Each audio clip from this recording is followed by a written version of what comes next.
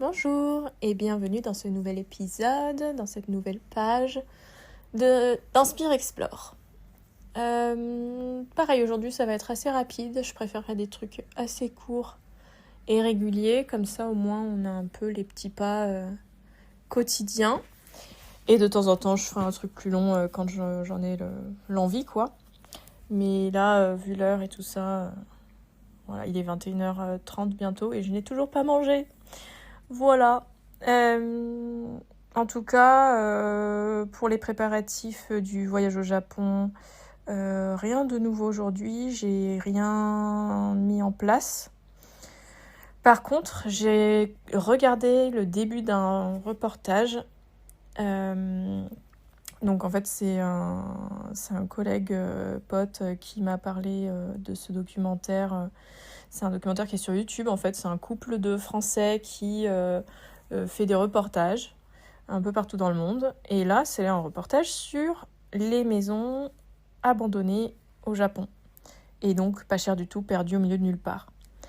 Donc, voilà, moi, je savais déjà que ça existait, tout ça. Hein. D'ailleurs, j'étais même abonnée à une page Insta qui publiait régulièrement, je sais pas si je suis toujours abonnée ou pas, ça fait longtemps que j'ai pas vu leurs posts, mais qui publie régulièrement en fait des annonces de maisons, mais qui sont vendues pour rien du tout quoi. Vraiment des trucs genre 20 000 euros, 30 000 euros, parfois moins.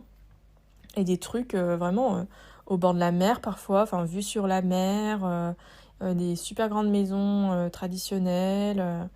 Parce que en fait, au Japon, il y a l'exode rural qui fait que tout le monde vit en ville et plus personne ne vit dans les campagnes. Et donc, il y a plein de maisons qui sont même pas forcément mises en vente. Donc voilà, et puis après celles qui sont mises en vente, elles ont très peu de valeur parce que personne ne veut vivre à la campagne anymore. Plus personne ne veut vivre, voilà, plus personne ne veut vivre à la campagne. Et du coup, dans ce reportage, il visite la maison d'une Française qui l'a donc achetée quand elle avait, je sais plus, 23, 25, un truc comme ça, enfin hyper jeune. Et en fait, donc elle vit là-bas depuis 3 ans. Et en fait, franchement, j'ai pas encore fini de regarder le reportage, mais ça m'a tellement hypée, c'est abusé. Vraiment, je regardais le truc et j'étais... Oh, mais vraiment, je sentais que dans mon corps, ça me faisait une sensation de « Waouh, c'est donc possible, j'ai trop envie de faire pareil. » En 2 secondes, je me suis imaginée moi-même en train de faire ça. Je me disais « Mais si elle a pu le faire, moi je peux le faire. » Alors que en vrai, bon... Quand j'étais au Japon, je sentais que j'avais pas forcément envie de vivre là-bas. Les raisons, c'était parce que je trouvais ça difficile de me dire que je pourrais vivre loin de ma famille et surtout de mes parents. Parce qu'avec le temps, nos parents ils vieillissent et j'ai pas envie d'être loin s'ils ont des soucis de santé ou quoi que ce soit. Entre autres, hein, vraiment. Et puis même de pouvoir voir... ma famille régulièrement, de pouvoir voir ma filleule grandir et mon filleul grandir aussi, mes amis, tout ça quoi. Et puis c'est vrai que la France, elle me manquait aussi sur le plan gastronomique, culinaire quoi. Et puis je trouvais aussi que quand même, quand on vit au Japon et qu'on ne parle pas la langue, c'est difficile de rencontrer des locaux.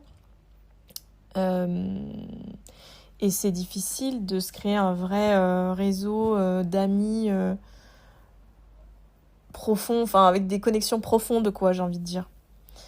Mais bon, en même temps, quand j'y étais, je suis restée... le plus longtemps que je suis restée quelque part, c'était 5 mois à Tokyo. Donc c'est pas non plus... je veux dire, à Lyon, là, j'ai mis plus d'1 an à me créer vraiment une petite... une communauté. Non, c'est pas une communauté, mais des amis, quoi, en fait. À me faire des amis que je peux voir régulièrement et tout ça. Donc, bon, ça remet un peu en perspective, en vrai, sur ce plan-là. Et sur le plan aussi de... comment du pouvoir d'achat et de tout simplement gagner sa vie en fait là-bas quoi, parce que le yen est très pauvre, que je me vois absolument pas travailler dans une entreprise, mais ça de toute façon c'est même le cas ici en fait, j'ai trop du mal, enfin si je travaille dans une entreprise en vrai, mais c'est une entreprise qui est vraiment exceptionnelle, on va dire qu'elle sort des schémas classiques de ce que j'ai pu connaître par le passé. Mais ouais, du coup, c'est vrai que ça ne me vendait pas trop du rêve de rentrer dans la rat race japonaise, qui est 1000 fois pire que le monde du travail en France, je trouve, parce qu'il y a vraiment... enfin, en tout cas de ce que j'ai entendu, parce que moi je ne l'ai pas forcément expérimenté en vrai, mais il y a beaucoup de machisme, il y a beaucoup de présentéisme, de hiérarchie et de de rester sur... En fait, la priorité, elle est plus sur conserver les traditions et les règles de bienséance, etc., que d'innover, quoi. Donc, après, voilà, c'est ma perception de ce que j'ai pu comprendre à travers les expériences de mes connaissances là-bas. Mais bon, après, on sait jamais, hein, voilà. Et puis, il n'empêche qu'il existe toujours plein d'exceptions et tout ça. Mais bref. En tout cas, du coup, je regardais ce reportage. Et donc, ils font visiter la maison. Et franchement, mais en fait, je suis tellement fan des maisons japonaises. En fait, c'est viscéral. J'ai même du mal à expliquer vraiment pourquoi. C'est juste, je sais pas, l'atmosphère qu'il y a dans ces maisons, le fait que ce soit des grandes... qu'elles soient ouvertes sur le monde extérieur et qu'elles soient en communication avec le monde extérieur. C'est parce qu'en fait... c'est trop bizarre parce que même je me rappelle que je me disais mais putain il fait trop froid dans ces maisons, c'est trop mal isolé et tout, je me dis mais ils sont pas modernes, il n'y a pas de double vitrage, enfin je sais pas, mais les maisons parce que donc par exemple quand j'avais fait un volontariat de 2 semaines dans un temple dans la campagne autour de Nagoya quoi. Et donc là, c'était en mode maison traditionnelle, sol en tatami, avec les portes qui se coulissent en papier, là. Et en fait, c'était au mois de février, et il faisait la même température à l'extérieur qu'à l'intérieur. Donc dans ma chambre, il faisait 16 degrés. Et encore, 16 degrés, j'ai de la chance, parce que le mois de février, il aurait pu faire plus froid que ça. Donc il faisait pas exactement la même température, puisqu'en fait... j'avais un chauffage d'appoint, donc les fameux grille-pains là qui devaient je pense pas être très écolo d'ailleurs, et en termes de dépenses électriques je sais pas trop ce que ça vaut, mais à mon avis ça devait tirer pas mal quoi. Mais bon, en tout cas la nuit je sais que la moine qui m'accueillait, c'était une dame qui était moine, et elle me faisait une bouillotte, elle me préparait une bouillotte tous les soirs. Et en fait, moi, j'avais jamais dormi avec une bouillotte parce que j'en avais jamais ressenti le besoin, quoi. Sauf que là, c'était tellement bienvenu et c'était une sensation géniale de me mettre sous la couette et d'avoir une bouillotte à mes pieds qui réchauffe petit à petit mon lit. Surtout que moi, je suis très frileuse. Mes pieds, ils peuvent mettre une demi-heure à se réchauffer si j'ai pas de source chaude.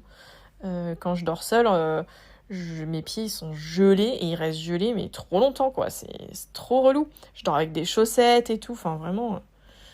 Mais la bouillotte, c'était trop bien. Bref, le petit détail qui fait que maintenant j'ai ma petite habitude. En fait, j'ai augmenté ma tolérance du coup au froid. Et maintenant, l'hiver, mon chauffage, je le mets à 18. Et je dors avec une bouillotte. Et j'adore. C'est mon petit rituel du soir, l'hiver. Et je trouve ça trop... Je sais pas, c'est réconfortant. C'est cocooning. C'est trop chouette. Puis en plus, ça fait un petit rituel, en fait, de prendre soin de moi avec un petit geste simple. Donc finalement, ça vient nourrir l'amour de soi. Parce que c'est vrai que j'avais bien réfléchi il y a longtemps à comment travailler l'amour de soi parce que je me rendais compte que je m'aimais pas à plein d'égards. Mais je savais pas concrètement, parce qu'on dit souvent oui, il faut s'aimer soi-même d'abord. Mais en fait, ça veut dire quoi s'aimer soi-même? Et une des façons simples de s'aimer soi-même, c'est d'écouter ses besoins et d'y répondre. Et par exemple, si j'ai soif, boire de l'eau. Si j'ai envie de faire pipi, je vais aux toilettes, même si j'ai peur de déranger les gens à côté de moi dans le train. Eux, quand ils ont besoin d'aller aux toilettes et qu'ils me dérangent, ça me saoule pas en fait. Puisque je me dis, ils ont envie d'aller aux toilettes, c'est normal.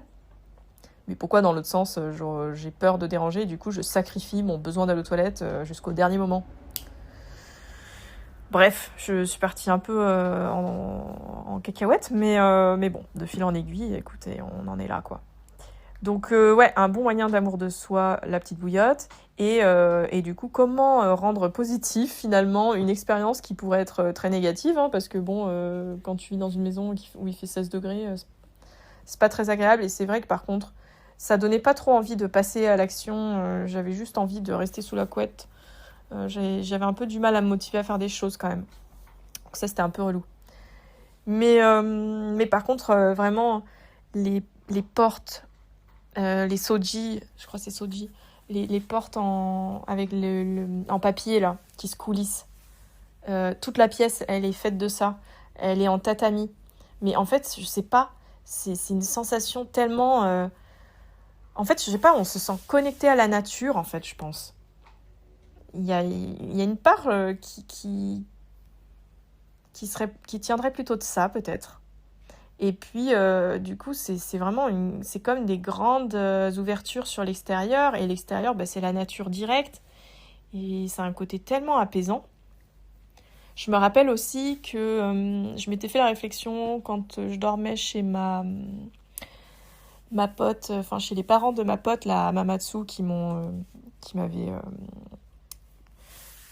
fait essayer un kimono et tout ça, là.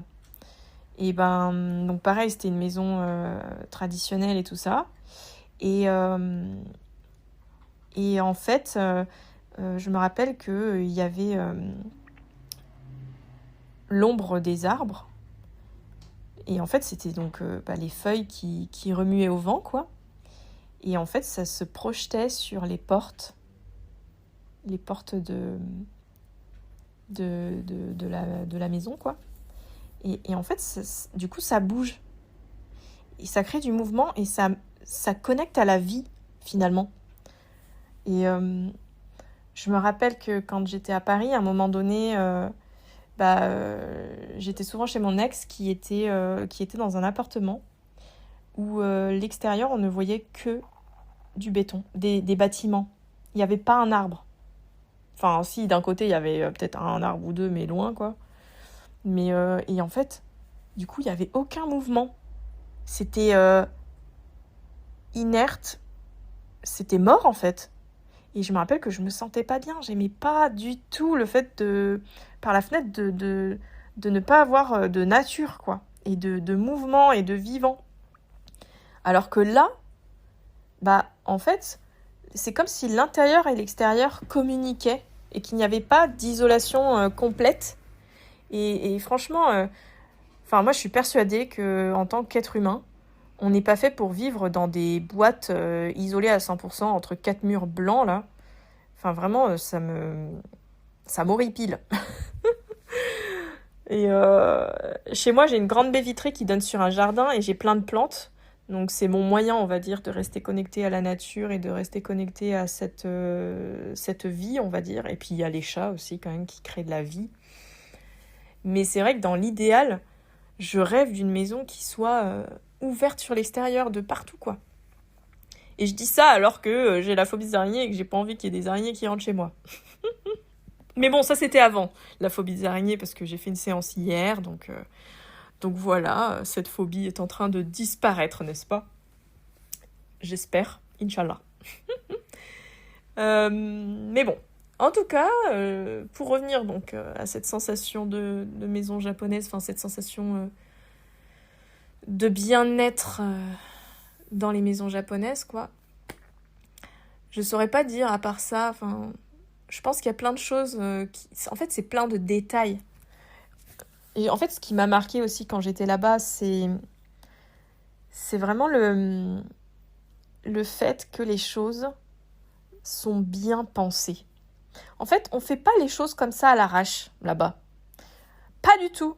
Vraiment, c'est tout le contraire. Mais parfois, c'est un peu too much, mais tout est cautionneusement fait, en fait. Il y a tellement d'attention et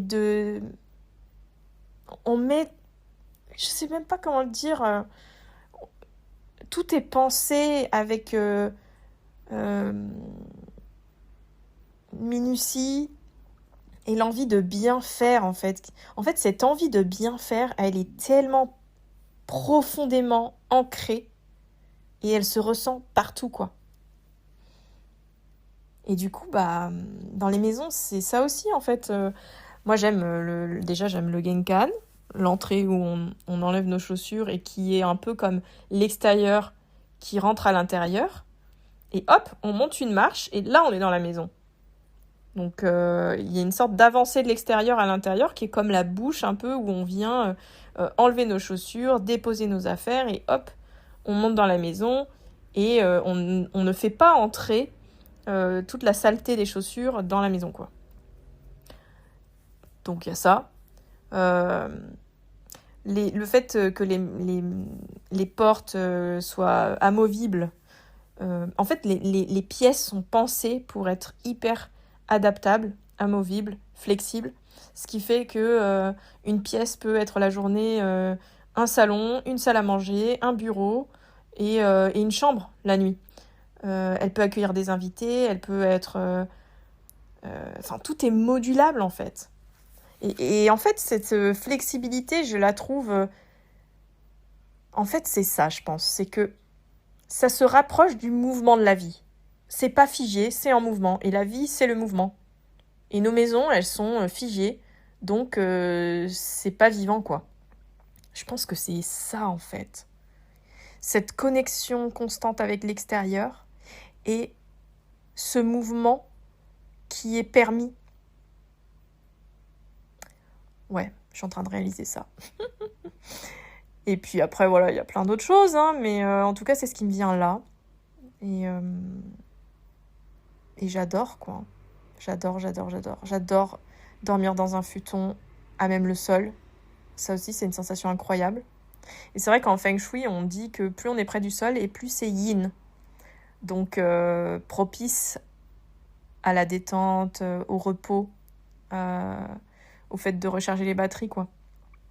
Alors que ce qui est yang, ça va plus être vertical, haut. Et franchement, c'est hyper instinctif de comprendre ça. Je veux dire, quand t'es debout, t'es beaucoup plus yang que quand t'es allongé. Donc dormir près du sol, c'est plus yin que dormir sur un lit avec des pieds. Donc plus reposant, en fait. Bref, je vais m'arrêter ici pour mon amour des maisons, mais en tout cas, pour revenir sur le reportage. Donc cette meuf, elle a acheté une maison il y a 3 ans au Japon, et elle fait du conseil, en fait, auprès de tous les Français qui souhaitent acheter une maison là-bas. Donc conseil de A à Z, visite, signature, travaux, rénovation et tout ça, parce que comme c'est des maisons qui sont pas du tout faites de la même manière que les nôtres, pour les travaux, les rénovations, ça fonctionne très différemment aussi. Et puis il y a plein de choses qu'on comprend peut-être pas forcément.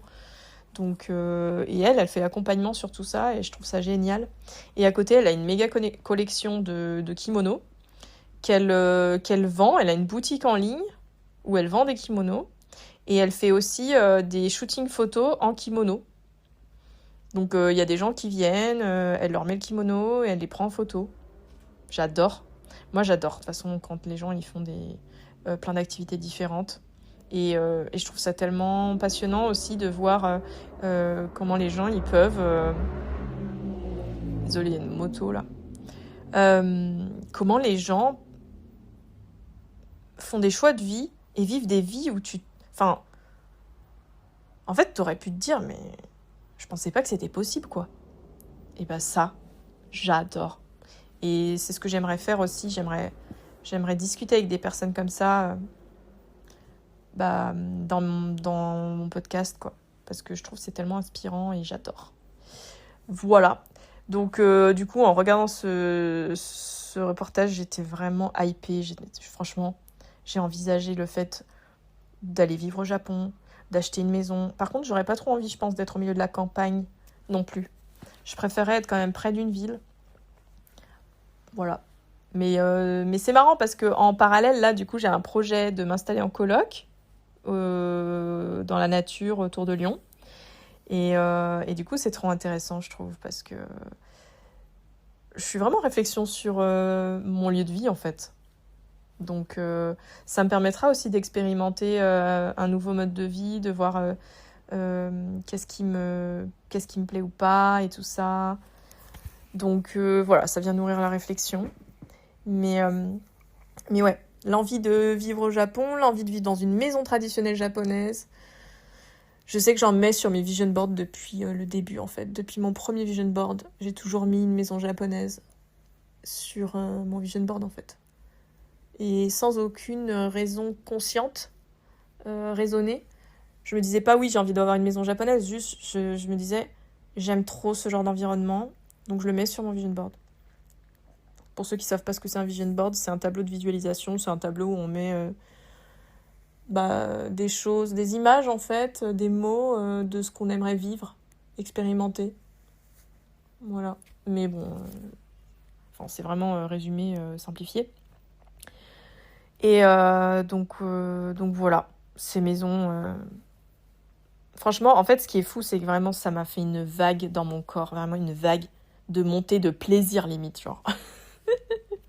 D'enthousiasme, d'excitation, en fait, c'est ça, d'excitation. Et aussi, j'adore le format de reportage de ce couple français. Et ça me donne envie de faire pareil. Mais comme je l'ai déjà dit, j'aime pas faire du montage. Mais par contre, interviewer des gens, filmer, tout ça, je kiffe en fait. Donc peut-être que je devrais le faire. Et que quand j'aurai envie, je demanderai à quelqu'un de faire le montage pour moi, quoi. Parce qu'en vrai, y a tellement de choses à explorer et j'adore faire ça.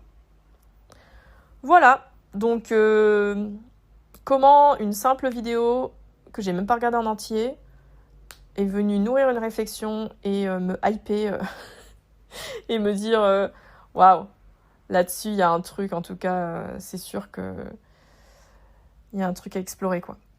Donc on verra le cheminement, mais ah oui, et juste en fait il n'y a pas que l'envie d'avoir une maison, mais derrière je me suis imaginée, je me disais mais admettons si je vis au Japon, du coup je fais quoi pour vivre? Et donc je pourrais faire des séances de kinésio. En plus, j'apprends le japonais. Je ne sais pas pourquoi, mais j'apprends le japonais depuis plusieurs années parce que je trouve que cette langue, elle est magnifique et que c'est trop satisfaisant d'apprendre une langue difficile comme ça et de pouvoir prononcer des phrases dans cette langue. Pour l'instant, je ne suis pas capable d'avoir une conversation élaborée, on va dire. Mais j'ai envie de creuser, quoi. Donc voilà. Et donc, je pourrais faire des séances de kinésio. Et ça fait un certain temps aussi que j'ai envie de créer un lieu. J'ai envie de créer un lieu où, justement, il y ait une atmosphère qui m'est propre, mais du même genre que l'atmosphère des maisons. En fait, ce sera un mix de mon atmosphère et de l'atmosphère d'une maison japonaise. Mais peut-être parce qu'en fait, ça match entre nous en termes de vibe, quoi, genre. Je suis sur la même fréquence qu'un ryokan, quoi. Mais souvent, c'est marrant parce que les gens, quand ils viennent chez moi, ils me disent « Ah, mais je sais pas pourquoi, on se sent trop bien chez toi. » Enfin, vraiment, à plusieurs périodes de ma vie qui n'ont aucun rapport les unes avec les autres et des personnes qui n'ont pas du tout les mêmes profils, qui m'ont dit ça. Genre, j'ai un truc aussi avec l'aménagement intérieur, l'agencement, la déco, j'adore. Et j'ai fait d'ailleurs une formation en Feng Shui, accessoirement parlant. Avant de faire ma formation de kinésio, j'ai fait une formation de Feng Shui. Malheureusement, je suis pas allée jusqu'au bout parce que j'avais pas assez d'argent et que finalement je me suis orientée sur la kinésio. Et c'est vrai que du coup, j'ai pas forcément utilisé mes apprentissages en Feng Shui. Mais voilà, j'ai un truc avec les lieux où on se sent bien. Et donc, je me suis imaginé, pourquoi pas, ouvrir un café. Je me verrais bien faire des pâtisseries, des gâteaux au chocolat, des farts bretons, des cheesecakes, et des boissons, des matcha latte. Chez moi, genre, j'ai un mousseur. Et du coup, je me fais des petits matcha latte de temps en temps et je kiffe trop, quoi. Et je trouve que, en même temps, c'est un peu cliché. Je trouve qu'il y a des... Les cafés, ça ouvre dans tous les coins, à tous les coins de rue. Les cafés avec des concepts aussi. Mais j'aime trop. Désolée, hein. C'est mainstream, ça sort de partout. C'est pas original, mais j'adore. Mais il n'y a pas un seul café où je me dis, celui-là, ce café, il est parfait. J'ai vraiment ma propre vision et perception de mon lieu idéal. Et en fait, c'est ça, c'est que il y a plusieurs années, je me suis dit, mais moi, dans ma vie, je crois qu'une de mes aspirations les plus profondes, c'est de vivre dans un lieu, le lieu idéal de mes rêves. Me créer un paradis sur Terre, en fait. Littéralement. Et donc, mon paradis sur Terre, ce serait une maison qui est en lien avec la nature, j'aurais un petit potager, j'aurais des animaux, j'aurais une bibliothèque, j'aurais une petite cheminée, j'aurais une méga terrasse en bois couverte où je pourrais faire du yoga, j'aurais une salle où je pourrais avoir un atelier créatif. Et puis, il y aurait quelqu'un qui ferait la cuisine. Il y aurait un potager, il y aurait quelqu'un qui cuisine des repas sains, presque végétariens, tous les jours. Il y aurait des cours de Qigong le matin. Et puis, ce serait un peu une communauté. Genre, je serais pas toute seule, j'aurais ma famille. Mais il y aurait un terrain avec d'autres gens dans d'autres maisons autour. Et on aurait une sorte de petite communauté. Parce que moi, je trouve qu'en fait, élever ses enfants, c'est pas un truc pareil entre quatre murs, isolé avec juste les parents, quoi. Bah, idéalement, il y a les grands-parents. Mais aujourd'hui, on vit dans une société où malheureusement, bah, souvent, on est loin. Enfin, moi, en tout cas, je suis loin de mes parents. C'est même un truc familial aussi, mais avec le fameux exode rural, du coup, bah, y a une coupure de la transmission par enfant. Et les gens vont parfois vivre loin de leurs parents, quoi. Mais bon, idéalement, ça serait un village où les parents sont là aussi, et aussi avec d'autres personnes. Et en fait, on s'entraide, et les enfants, ils sont éduqués un peu par tout le monde, quoi. Parce que, en fait, j'ai trop envie d'avoir des enfants. Mais j'ai pas du tout envie d'avoir des enfants dans le système qu'on a actuellement. Parce que le système qu'on a actuellement, il n'est pas viable, en fait. C'est pas viable de travailler dans une entreprise 35 heures minimum par semaine, de rentrer chez soi et d'avoir les enfants à gérer, plus toutes les corvées de la maison et l'entretien de la maison. Mais enfin non, c'est pas possible, les gens se tuent, ils sont en burn-out, et puis les enfants je sais pas, je trouve que c'est tellement plus riche de vivre en communauté sur un terrain et d'élever les enfants tous ensemble. Et de faire un travail, mais 25 heures par semaine, pas 35. Mais bon, voilà, ça c'est ma vision. Bref, j'ai tellement extrapolé, laisse tomber, mais c'est vrai que ça vient de toucher à plein de choses en fait. Hein. Donc en tout cas, tout ça pour dire que j'étais en train de me dire que mon aspiration dans la vie, c'est de créer un paradis sur Terre, un lieu dans lequel je me sente bien de vivre et de m'épanouir dans ma vie. Et je m'étais dit au début, mais comment... Enfin, à mon avis, ça coûte super cher d'avoir le genre de lieu que j'imagine. Et vu que je me projette pas sur un prêt de 25 ans en CDI à Paris avec un salaire à 4 000 euros, comment je pourrais faire pour y accéder facilement et rapidement ? Enfin, facilement. On va dire simplement plutôt. Et je me suis dit, bah en fait, je devrais faire un projet de maison d'hôte ou de gîte. Comme ça, bah en fait, c'est mon travail. Et donc, je gagne de l'argent grâce à cet endroit que je crée. Donc, c'était parti de là à la base. Et en plus, je me rappelle que ça m'a vraiment fait un déclic et un éclair de lucidité de « Mais bien sûr que c'est ça !» Et depuis, j'ai un peu laissé de côté, mais ça reste dans un coin de ma tête, hein. Parce que je m'étais dit, non, mais en fait, je vais faire un centre de ressourcement où, du coup, bah, je pourrais accueillir des retraites de yoga, des retraites de tout, de sonothérapie, des formations sur le bien-être, un endroit où les gens, ils viennent se ressourcer, se reconnecter à eux-mêmes et tout. Je me disais ça. Et puis, ces derniers temps, je me disais, mais peut-être je pourrais commencer par un café, en fait. Juste un café. Et puis après, je faisais mes échanges linguistiques, là, dans des cafés d'échanges linguistiques. Et je me disais, j'adorais l'initiative, en fait. L'initiative. Donc, à Lyon, il y a... Comment il s'appelle déjà? Fabio, Maria, non, je sais plus. C'est des latinos. Je sais plus de quel pays, parce que ça fait un moment que j'ai pas été voir, mais à un moment, je m'étais beaucoup intéressée justement à ce qu'ils faisaient, parce que j'adorais le concept. En gros, ça s'appelle les Blabla Language Exchange. Mais d'ailleurs, je crois que ça existe partout dans le monde, hein.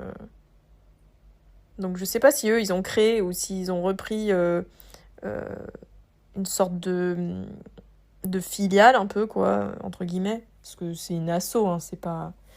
Mais en tout cas, voilà, tous les mardis soirs, tous les jeudis soirs, il y a des cafés d'échange de langue. Et après, ils organisent des petits trucs exprès, surtout pour les expats, pour qu'ils se sentent plus chez eux. Et donc, ça se passe Ils ont leur propre lieu. Et après, ils font ça aussi dans des cafés, dans des bars plutôt, à Lyon, quoi. Et je me dis, mais c'est génial, ce principe de créer une communauté, d'échange de langue et d'avoir un lieu. Donc, je pense que j'ai toujours été inspirée par les projets comme ça. Parce que quand j'étais au Japon aussi, bah, j'ai bossé dans une auberge de jeunesse. Et du coup, j'avais discuté avec le créateur, hein, qui était donc un Japonais, qui parlait français d'ailleurs, parce qu'il avait vécu à Grenoble, il avait fait ses études à Grenoble. Et il s'était dit, il avait eu un coup de cœur en fait. Enfin, il s'était dit, les auberges de jeunesse, c'est génial parce que ça permet aux gens de voyager pour pas cher. Ça permet de rendre accessible le voyage. Et du coup, il s'est dit qu'il avait envie de créer une auberge de jeunesse au Japon. Et en fait, il a créé l'auberge de jeunesse la moins chère de Tokyo, littéralement. Et c'est pour ça que j'y suis allée, parce que c'était la moins chère. Ça coûtait 14 € la nuit, dans une chambre partagée à 6 personnes.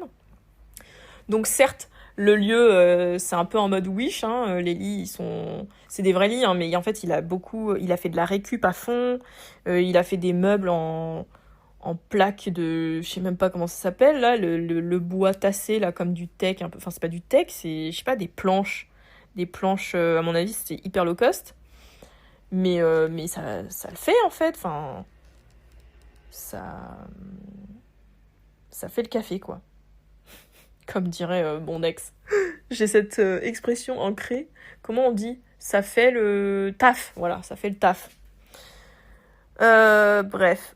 Donc il a créé ça et je trouvais ça génial. C'était trop inspirant de parler avec lui, de voir un peu comment était venu le projet. Et puis à quel moment, en fait, tu te dis, je le fais. Et il le fait vraiment. Enfin, dans la matière, il crée le truc, quoi. Passionnant. Et j'ai aussi eu cette sensation avec la créatrice, enfin la fondatrice du bar où je bossais aussi. Donc c'était un pub anglais. Donc là, pareil, hein, il y a cet aspect créer un lieu où les gens se réunissent et où il y a de la convivialité. Parce que l'auberge de jeunesse, c'était ça aussi. Enfin, il y avait de la convivialité aussi quand même. L'intérêt pour l'international. Et dans le bar, le pub, bah, c'était un pub anglais, donc pareil, les gens se réunissent pour parler d'autres langues, pour faire des échanges, pour rencontrer des gens tout simplement, pour écouter de la musique aussi, il y avait des concerts live le soir, et donc c'était super bonne ambiance.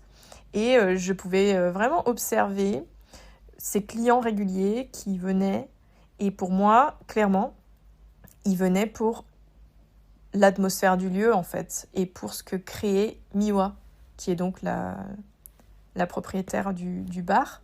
En fait, elle a vécu en Angleterre, et elle s'est mariée avec un Anglais.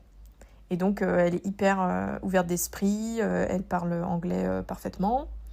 Et en fait, c'est une personne qui a une trop belle vibe. Elle est tout le temps en train de sourire, elle est tout le temps en train de rigoler, elle raconte toujours plein d'anecdotes, elle est drôle, elle est... je sais pas. En fait, elle met de la vie autour d'elle et elle est joyeuse. Et sa bonne humeur, elle est contagieuse. Et je pense que les gens, ils aiment ça. Donc ça m'inspirait beaucoup, en fait. Je l'admirais beaucoup. Je me disais, waouh. En fait, plus qu'un lieu, en fait, le lieu a une âme. En fait, elle donne une âme au lieu. Et c'est ça que je veux, en fait. C'est créer un lieu et lui donner une âme. Franchement, ça m'émeut. En fait, j'ai l'impression d'avoir touché du doigt un truc, j'ai envie de pleurer limite. C'est incroyable. C'est trop ça, mais c'est magnifique. Et du coup, maintenant, à savoir quelle forme ça prendra. Mais je pense qu'en fait, c'est vraiment l'essence de mon rêve absolu. Voilà, rien que ça. Donc je pense que c'est bien de le remettre sur le dessus de la pile, ça, pour que vraiment je puisse brancher mon cerveau en mode à être réceptif à tout ce qui peut venir nourrir cette envie et ce projet. Voilà. On appelle ça... c'est quoi, le biais de confirmation ? En tout cas, voilà. Je branche mes antennes pour être sur cette longueur d'onde-là. Et voir ce qui se présente, quoi. Hein, tout simplement. Bref. Grâce à ce petit reportage que j'ai même pas fini de regarder, je reconnecte à ça. Et qui sait ? Parce que ces derniers temps, je répète souvent que mon rêve, ça serait de vivre entre le Japon et la France. Genre 6 mois en France, 6 mois au Japon. Ou peut-être 3 mois au Japon et 9 mois en France, je sais pas. Mais peut-être que je pourrais créer un lieu ici et un lieu au Japon. Et peut-être que ça pourrait être un lieu hybride, où on peut aussi accueillir des volontariats, comme j'avais fait. Accueillir des volontariats, des retraites spirituelles, des retraites... même juste des séjours de reconnexion à soi, des séjours pour découvrir la culture japonaise aussi. Peut-être que ça peut être autour même d'expérimenter la philosophie et la spiritualité japonaise à travers toutes les traditions, cérémonie du thé, la calligraphie, comment ça s'appelle, le bain de forêt. Waouh, magnifique. L'étendue des possibles est tellement grande, c'est vertigineux. Voilà. Bon, eh bien, je pense que je me suis beaucoup plus étalée que ce que je pensais, mais c'est cool, j'ai vraiment suivi le flow et on adore. Et ça, c'est typiquement des choses que je n'aurais pas pu anticiper et que en ouvrant le dialogue avec moi-même dans ce podcast, ça permet de faire émerger des choses en fait. Donc c'est vraiment top. Je suis très contente. Voilà. En tout cas, même si ça sert à personne, ça m'aura servi à moi. Mais je suis sûre que ça viendra aussi peut-être vous inspirer, vous questionner sur des choses ou tout simplement vous donner envie de creuser des sujets, je ne sais pas. N'hésitez pas à me faire des retours sur cette page de carnet d'exploration qui a été riche et dense, n'est-ce pas ? Et puis avec plaisir pour en discuter. Et Et sur ce, je vous dis à la prochaine pour de nouvelles inspirations, de nouvelles explorations. Et à très bientôt. Prenez bien soin de vous.